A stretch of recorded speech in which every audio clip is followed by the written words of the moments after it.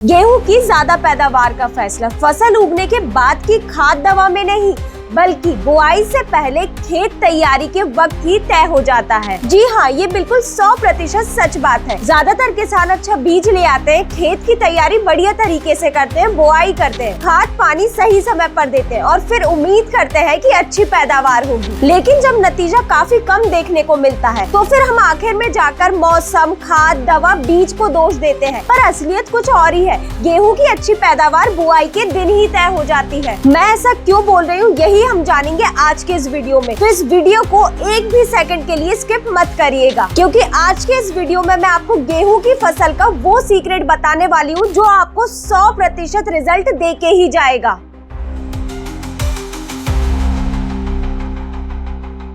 नमस्कार किसान भाइयों, स्वागत है आपका कात्यायनी ऑर्गेनिक्स के यूट्यूब चैनल में। आज के वीडियो में हम गेहूं की खेती के उस सही तरीके के बारे में बात करेंगे और बुआई के समय उपयोग में ली जाने वाली उस जादुई खाद के बारे में जो पौधे की ग्रोथ तो अच्छी करेगा ही और पैदावार भी बढ़ा देगा। तो अगर आप इस साल गेहूं की खेती करने जा रहे हैं तो इस वीडियो में बताई गई छोटी से छोटी जानकारी को आप बिल्कुल ध्यान में रखें। तो वीडियो को शुरू करते हुए सबसे पहला सवाल आपसे ही है, आप बताइए गेहूं के खेत की तैयारी करते वक्त आप कौन सी खाद का उपयोग करते हैं? कमेंट में जरूर लिखिएगा। तो चलिए सबसे पहले जानते हैं खेत तैयारी के बारे में, जिसे किसान अक्सर सही से नहीं करता है या फिर ये कुछ बातें नजरअंदाज कर देते हैं। फसल की अच्छी उपज के लिए सबसे जरूरी है भुरभुरी, नर्म और उपजाऊ मिट्टी, जिससे खेत में बोया गया हर एक बीज जमीन से अच्छे से पोषक तत्व ले सके और अपनी जड़ें गहराई तक फैला सके। और इसी खेत तैयारी की शुरुआत होती है पिछली फसल के बचे हुए अवशेष के सही प्रबंधन से। अगर आपने पिछले सीजन में सोयाबीन या धान लगाया है तो कटाई के बाद उनके बचे अवशेषों को जलाने की गलती बिल्कुल मत करिएगा, क्योंकि ये अवशेष जलाने की वजह से मिट्टी में मौजूद जैविक कार्बन भी जल जाता है। क्योंकि ये जैविक कार्बन ही फसल की अच्छी उपज के लिए एक संजीवनी बूटी का काम करता है। तो आप कोशिश करें जो पिछली फसल के अवशेष हैं आप उन्हें रोटावेटर की मदद से ही मिट्टी में मिला दें। ये अवशेष जमीन के अंदर जाने के बाद समय के साथ खाद बन जाते हैं और मिट्टी की सेहत सुधारने में मदद करते हैं। इसके बाद बारी आती है गहरी जुताई की। तो आप बुआई से पहले कम से कम एक बार गहरी जुताई अच्छे से करें। इससे जमीन की निचली कठोर परत टूट जाएगी, जिससे पौधे को जमीन से पानी और पोषक तत्व आसानी से मिल पाएंगे और पौधे की जड़ें अच्छे से फैल पाएंगी। और साथ ही मिट्टी में छिपे हुए कीटों के अंडे और खरपतवार भी ऊपर आ जाएंगी और धूप लगने की वजह से ये कुछ ही समय में नष्ट हो जाएंगी। और इसके बाद 2 से 3 जुताई आप कल्टीवेटर या रोटावेटर से कर दें। लेकिन एक बात आप जरूर ध्यान रखें, जब आप आखिरी जुताई कर रहे हो तब मिट्टी के जो भी ढेले हैं वो पूरी तरह टूट जाएं, जिससे जमीन में नमी बनी रहे और खेत पूरी तरह समतल हो जाए। खेत समतल करने से या फिर एक बराबर करने से जो बुआई के टाइम बीज है वो एक समान रूप से गिरता है और एक समान गहराई पर गिरता है। और इस तरीके को अपना के आप खेत में गेहूं की बुआई अच्छे से कर सकते हैं। लेकिन खेत में गेहूं की बुआई करते वक्त आप एक और बात और ध्यान रखें कि पौधे से पौधे की दूरी आपको 5 सेंटीमीटर रखनी है और वही कतार से कतार की दूरी आपको लगभग 20 सेंटीमीटर रखनी है। और इस तरीके से खेत की तैयारी करने पर जो सिंचाई में दिया गया पानी है वो पूरे खेत में एक तरह से फैलेगा और कहीं ज्यादा पानी कम पानी की समस्या भी नहीं देखने को मिलेगी, जिससे पूरी फसल एक साथ एक सामान्य रूप से बढ़ेगी। अब बात करें उस खाद की जिसे आपको बुआई से पहले आखिरी जुताई के समय डालना है। वही है 4 से 5 ट्रॉली अच्छी सड़ी हुई गोबर की खाद।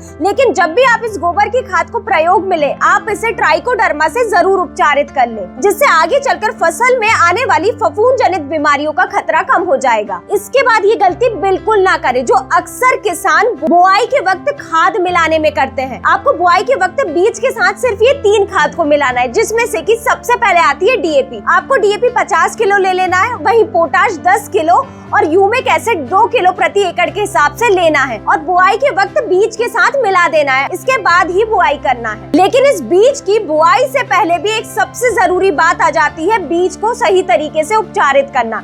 अगर आपने कितना ही अच्छा बीज क्यों ना ले लिया हो, अगर आपने उसे सही तरीके से उपचारित नहीं किया तो फसल की आधी पैदावार बीज बोने से पहले ही घट जाएगी। तो इस बीज उपचार की सही प्रक्रिया को ध्यान में रखते हुए ही ये सीड ट्रीटमेंट किट को तैयार किया गया है। इसमें मौजूद सिर्फ ये 2 उत्पाद ही बीज में आने वाले सभी तरीके के खतरे को रोक देते हैं, जिसमें से कि सबसे पहला है कात्यायनी नीम। इसमें टेबुकोनाजोल 2% डीएस फॉर्म में होता है। ये फसल में आने वाले शुरुआती रोग जैसे कि जड़ सड़न को आने से पहले ही रोक देता है। और इस फफूंदनाशी की सिस्टम में क्रिया होने के कारण जैसे ही पौधा जमीन से उगता है तो ये फफूंदनाशी पूरे पौधे में फैल जाती है और सभी तरीके के आने वाले रोग को कंट्रोल करती है। वहीं इस किट में मौजूद दूसरा उत्पाद डॉक्टर, जिसमें थाइमेथॉक्सम 30% एफएस फॉर्म में होता है, ये फसल में आने वाले शुरुआती रस चूसक कीट को आने से पहले ही रोक देता है, जिससे गेहूं की फसल में होने वाला 50% नुकसान पहले ही टल जाता है। लेकिन इन सबसे भी जरूरी, सबसे महत्वपूर्ण चीज ये हो जाती है कि आप गेहूं की बुआई किस समय पर कर रहे हैं। जितना आप बुआई में देरी करेंगे उतनी ही उपज घटते जाएगी। तो आप कोशिश करें कि आप गेहूं की बुआई 15 अक्टूबर से 15 नवंबर के बीच कर लें। और ये 10 से 15 नवंबर का समय तो सबसे अच्छा होता है गेहूं की बुआई के लिए। तो आप कोशिश करें कि आप 15 नवंबर से पहले ही गेहूं की बुआई कर लें। तो अगर आप 15 नवंबर से पहले या फिर 15 नवंबर तक गेहूं की बुआई कर रहे हैं तो आप गेहूं का बीज दर 40 से 50 किलो प्रति एकड़ ले सकते हैं।